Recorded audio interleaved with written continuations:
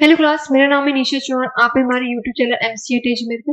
आज मैं आपको एक्सेल के कुछ ऐसे फंक्शंस बताऊंगी जिसका यूज करके आप एक्सेल शीट को और थोड़ा सिंपल इजी आपका काम हो जाएगा। ठीक है, आइए सबसे पहले आप जैसे ये देखो, एक फैक्टोरियल एक नंबर होता है। जैसे मैंने बोला सिक्स का आपको अगर फैक्टर निकालना है तो फैक्टर निकालने के लिए आपको क्या करना होता है। सिक्स का है तो आपको क्या करना होता है, 1 × जैसे आपको पूरा फंक्शन लिखना होता है तो आपको क्या करना है, इक्वल्स टू 1 × 2 × ठीक है, 3 × 4 × 5 × 6, क्योंकि मुझे 6 तक का क्या निकालना है, फैक्टोरियल फैक्टोरियल नंबर निकालना है। कि अगर मैं इसको कर दूं, ये इससे से आपके पास फैक्टोरियल एक वर्ड एक नंबर निकलती है। तो जैसे मैंने 1 × 1 × इतना लंबा प्रोसेस आपको लिखना होगा, तब आप 6 का नंबर बता सकते हो कि इसका फैक्टर क्या होगा। एंटर देखिए, तो अब एक वही इसका इजी एक तरीका होता है। एक्सेल के अंदर मैंने आपको बताया था, एक्सेल के अंदर कुछ ऐसे फंक्शंस होते हैं जो आपके काम को इजी करते हैं। इसको कैसे आप ऐड करेंगे, सबसे पहले इक्वल्स टू, यहाँ पे आपको क्या लिखना है, फैक्टर। जैसे आप फैक्टर लिखोगे, आपको जिस संख्या का जिस नंबर का आपको फैक्टर निकालना है, जिस 6 का निकालना है, मैंने इसको सेल का एड्रेस दिया और इसको क्लोज किया फैक्टोरियल। ये क्या करेगा, उस नंबर को फैक्टर।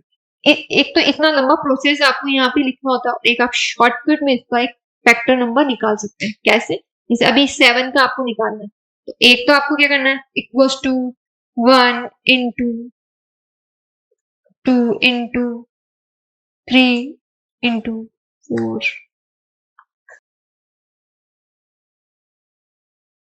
ठीक है, तो इतना लंबा प्रोसेस करने से अच्छा है निकाले ना सेम ही संख्या, वहीं आप शॉर्टकट एक फंक्शन यूज कर लो, इक्वल्स टू फैक्टर।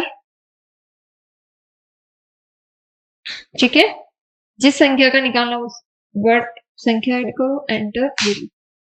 देखो संख्या आंसर बिल्कुल सेम है तो ये होता फैक्टर। अगर आपको इसका निकालना है तो सेम, इक्वल्स टू फैक्टर।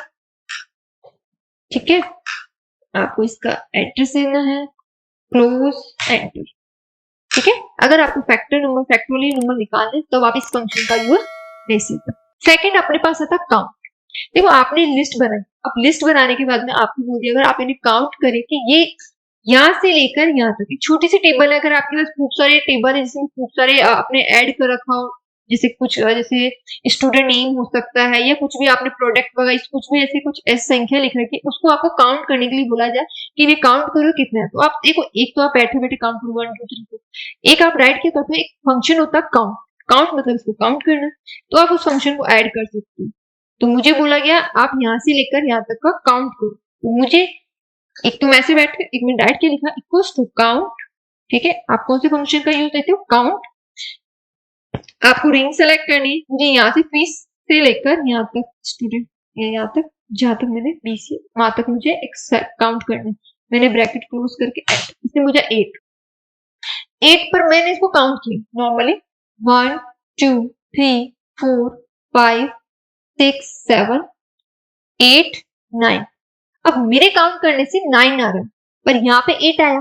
तो जब आप काउंट करते हो ना, तो काउंट क्या करता है, ये सिर्फ नंबर को काउंट करता है। क्या करता है, नंबर को काउंट करता है।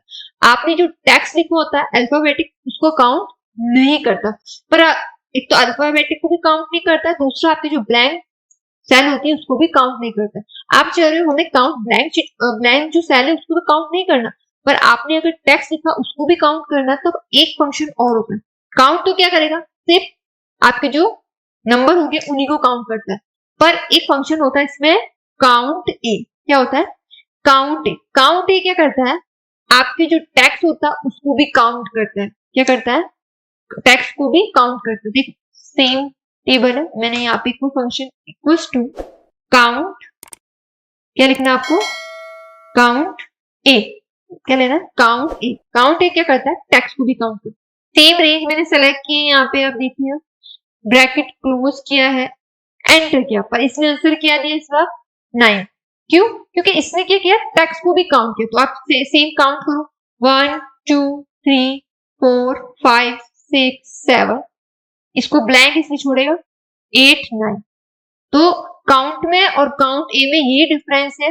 काउंट क्या करता है, सिर्फ आपके जो नंबर्स होते हैं उनको काउंट करता है, और काउंट ए आपके अल्फाबेट को भी काउंट करता है, जो टेक्स्ट होता है उसको भी क्या करता है, ये काउंट करता है। एक और काउंट के अंदर एक फंक्शन और होता है काउंट इफ।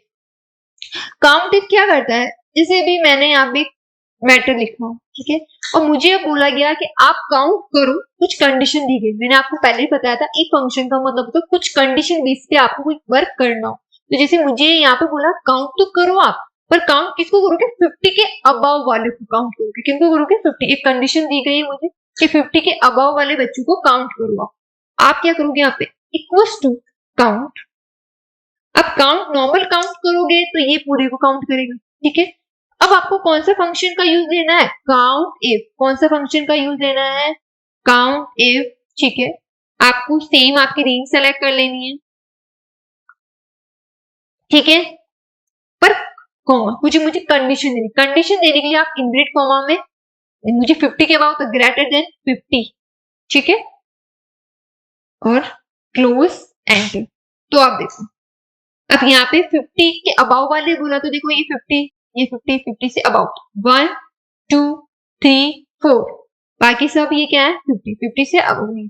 ये जो 50 के अबाउ हुआ उनको ये क्या करेगा, काउंट करेगा। अब काउंट फंक्शन ये जरूरी नहीं है, आपको कुछ कंडीशन जैसे आप किसी नाम को भी अगर काउंट करना हो तो आप काउंट कर सकते हैं। अब मुझे इसमें काउंट करना है कि राम मैंने कितनी बार लिखा है, तो आपको क्या लिखना है, इक्वल्स टू काउंट।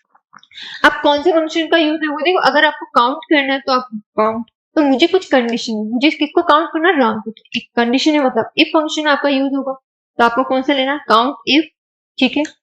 सेम आपको रेंज सेलेक्ट करनी है, यहां से लेकर यहां तक आपको काउंट करना है, ब्रैकेट। अब आपको क्या काउंट करना है इसमें, राम, ठीक है, ब्रैकेट क्लोज, देन एंटर। एक मिनट, यहाँ पे मैंने कोमा नहीं लगाया, ठीक है। फंक्शन है ये देखिए, अब इसने आपको काउंट करके शो किया 2, मतलब राम आपने पूरी लिस्ट में कितनी बार लिखा है, 2 बार। तो ये काउंट फंक्शन टेक्स्ट को भी काउंट कर देता और आपकी अल्फाबेट को भी, मतलब आपको जो नंबर्स है उनको भी काउंट करता है, ठीक है। आप काउंट फंक्शन वही है, आपको कहाँ पे यूज नहीं लेना, अलग अलग फील्ड्स के अकॉर्डिंग, जैसे आपने कुछ अटेंडेंस लगा रहे हो उसमें भी आप काउंट कर सकते हो, ठीक है। Thank you class.